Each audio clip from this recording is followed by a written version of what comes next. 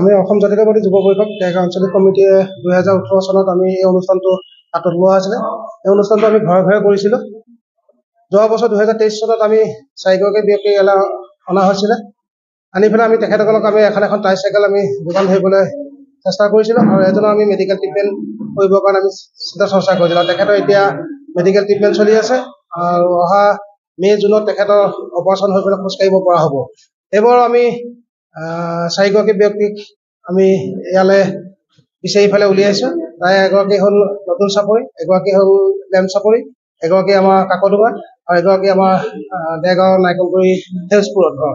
আৰু তেখেতসকলক এজনক আমি ট্ৰাইচাইকেল আৰু 3গৰাকী ব্যক্তিক আমি এখন হুইল চেয়াৰ আমি প্ৰদান কৰিছোঁ। আৰু তাৰে আমাৰ 2খন হুইল চেয়াৰ আমাৰ আকাশ ফুকন তথা আমাৰ দেৰগাঁও উপ-পৌৰপতি শুভাংশু ঘোষে আমাক এই দায়িত্বটো লৈছিল আৰু তেখেতৰ তাৰে আমাৰ 2খন হুইল চেয়াৰ আমি ইয়াত পাইছোঁ।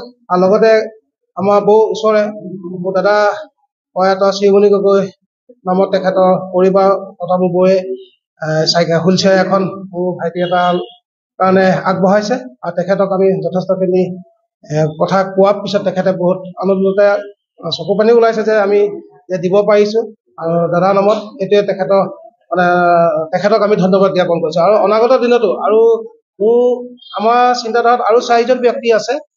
যদি পাৰোঁ, যদি ভগৱানে ৰাখে, তেতিয়া আমি অহাবাৰ এই 4গৰাকী ব্যক্তিকো আমি এখন হুইল চেয়াৰ দি পেলাই আমি দিম বুলি ভাবি থৈছোঁ।